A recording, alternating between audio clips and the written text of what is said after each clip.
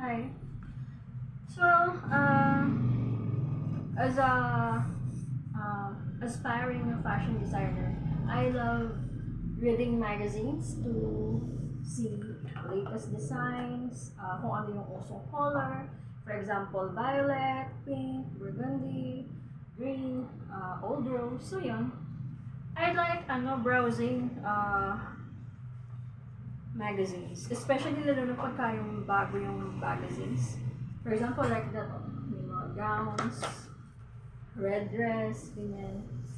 I love using the internet, magazines, and some other materials like yung mga online stores ganyan on Instagram. Ang daming magaling mag-flag lay. Ang daming magaling na mga designers. Even yung mga baguhan na kagaya ko, ganun yung ginagawa. So, study, mixing colors, ganyan. Ganun lang.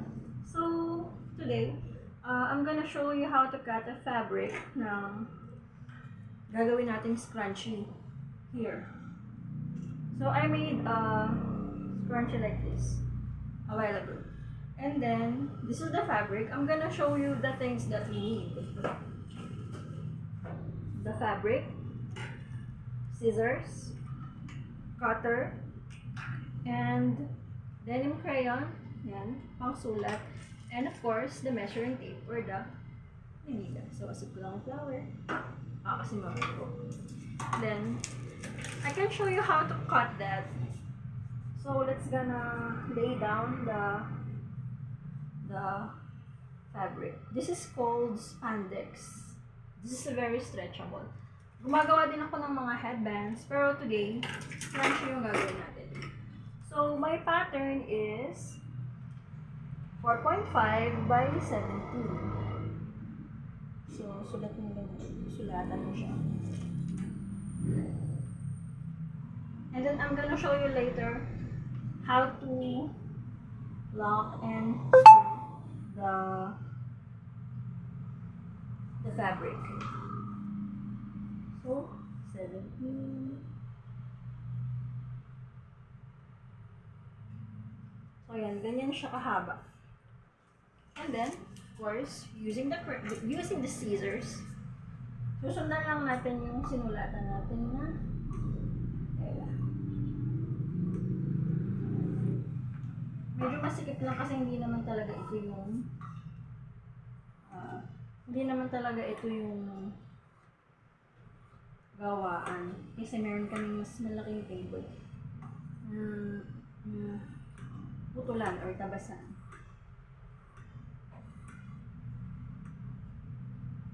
So, yun.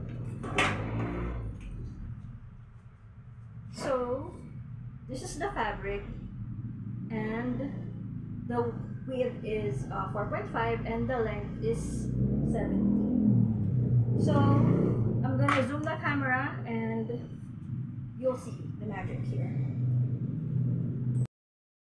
So, okay. This is the samples na gagawin natin. Scrunchie. So, ito na siya.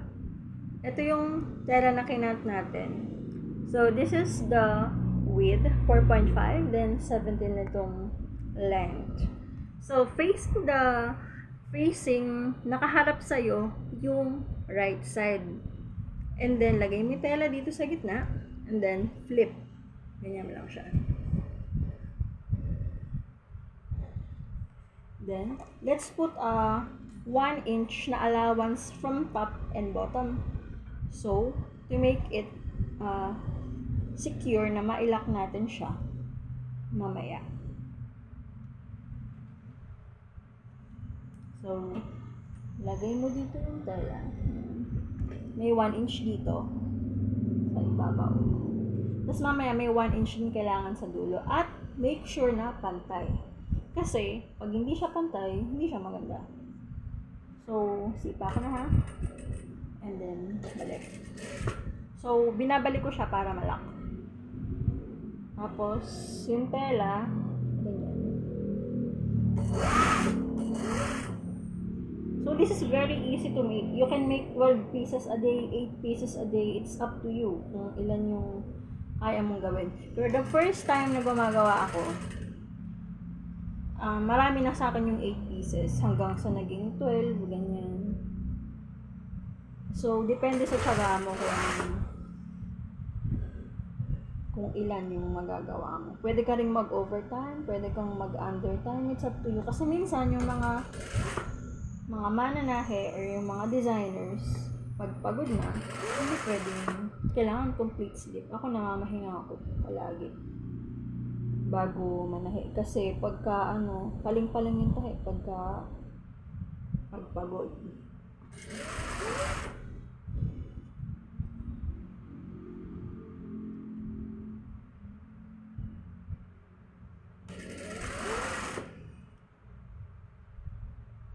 So yan, dire-diretso lang siya hanggang makarating ka sa dulo. We'll just manipulate the tela in yung machine. Kasi umiikot siya kasi bilog yung tinatahi mo Basta you're gonna hawak it like that. Hawakan mo mabuti.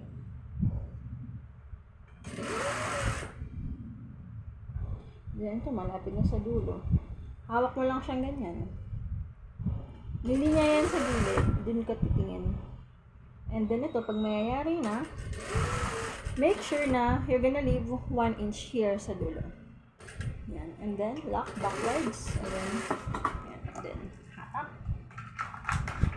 And make sure you are using the real cutter. Kasi, pagka gunting yung ginamit mo, there are tendencies na makat mo yung tela. So, pag nakat mo yung tela, nadulas yung kamay mo, wala na. Yan. So, babaliktarin ko lang siya. Like this. It's very easy. Babaliktarin mo lang siya. Pero pwede mo rin gamitin yung metal na panghatak, na pangbaliktad. Hindi ko lang ginamit kasi okay naman siyang ganito. Madali naman siyang baliktarin kasi madulas yung tela na to. So, yan.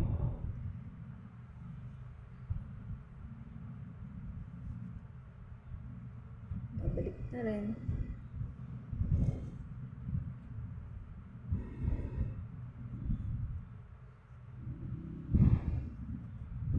So, titingnan mo mabuti pagka pag-face mo na yung dalawang 1 inch. Pag aanuhin mo yun pag haharapin mo siyang ganyan. Make sure here, ayan, stretch mo siyang ganyan, na hindi siya palipit. Titingnan mabuti kasi pag palipit, hindi maganda. Yung dulo, ayan, ipagharap mo siyang ganyan. Then, tatahiin natin to. Dito, hindi na tayo maglalagay ng allowance kasi ilalak natin to. There you go. Pero wag niyo laging kakalimutan na wag mag-lock. Kasi, huhulagpos yan pag hindi nila.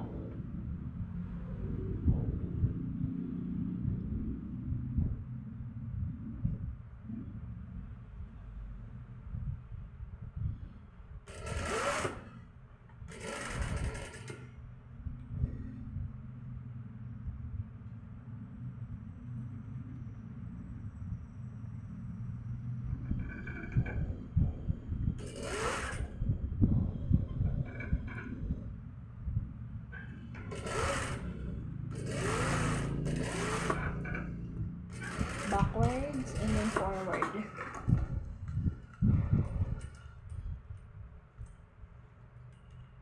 And then cut. So, yan.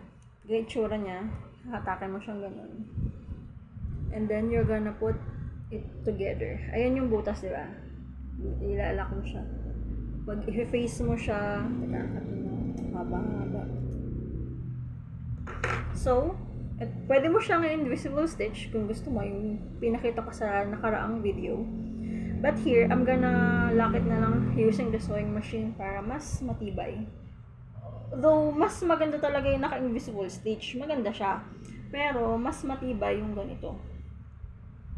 Yung sa sewing machine mo siya ilala. So, yan.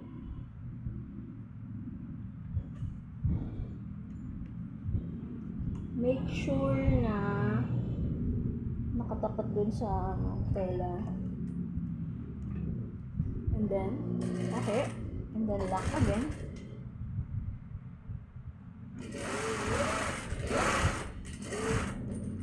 Then backwards lang pag-lock. So as easy as that, yari na yung ating isang scrunchie na pwede mong suotin anytime, any place, kung saan gusto mong pumunta. Yan.